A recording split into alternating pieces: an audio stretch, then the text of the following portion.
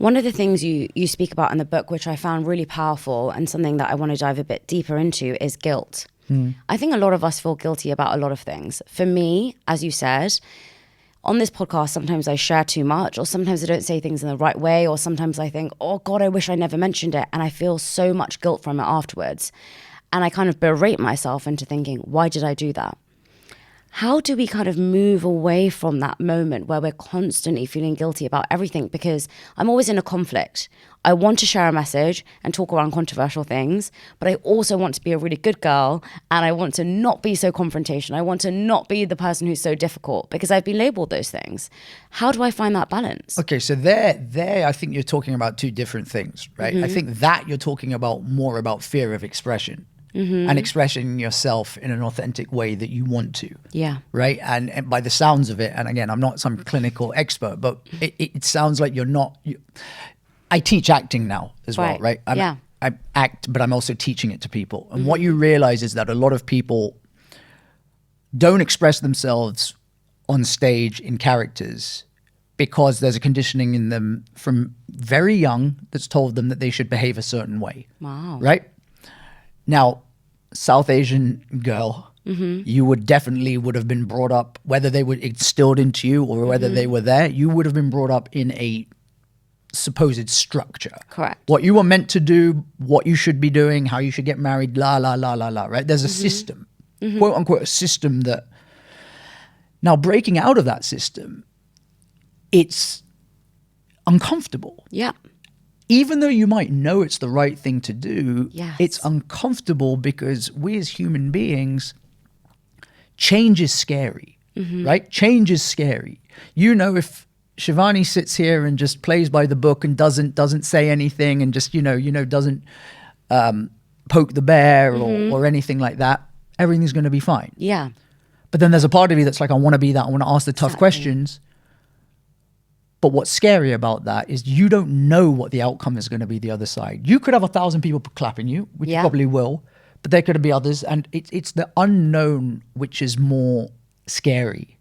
And it's almost when I say something that's a little bit controversial, people, and I say, gosh, the comments are hard, people will say, well, what do you expect? Well, You're asking for it. You're asking for it. You also have to...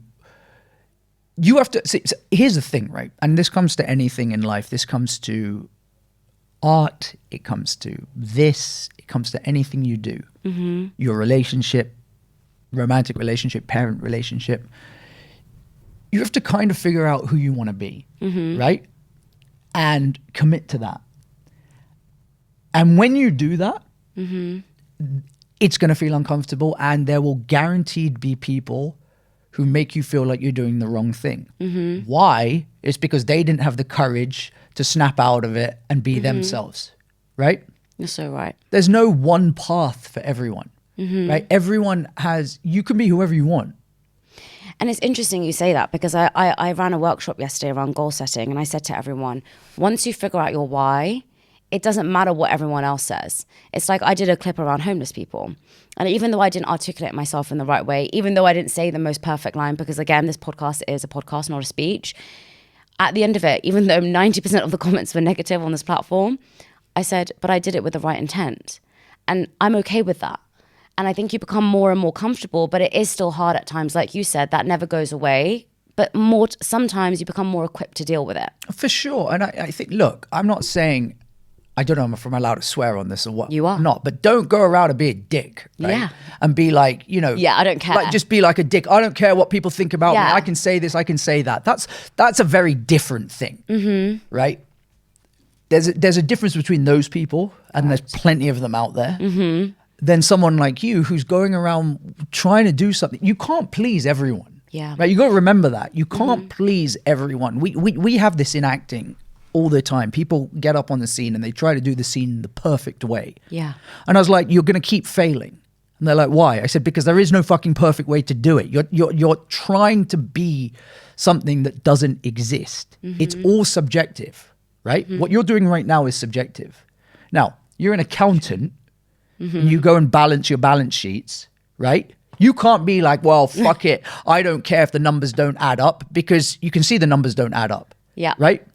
2 plus 2 is 4, right? If you go and write 2 plus 2 equals 19, yeah, well, and try and justify it, it's not going to work. But when you're in an art form, which this is, Yeah. which what I do is, which what writing is, there is no right and wrong way to do it. And the acceptance comes from the fact that there will be people who agree with you. There will be people who disagree with you. There will be people who love what you do. There will be people who think it's absolute trash. And guess what? They're all correct.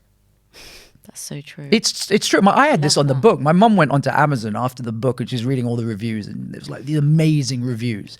And then there was like 5-star review, 5-star review. And then there was 1-star review. And the guy was like, this is trash, this book. Absolutely bad. La, la, la, la, la. My mum was like really upset by it. Okay. And I was like, listen, you know the people who left me the 5-star reviews? And you know the guy who left me the 1-star review?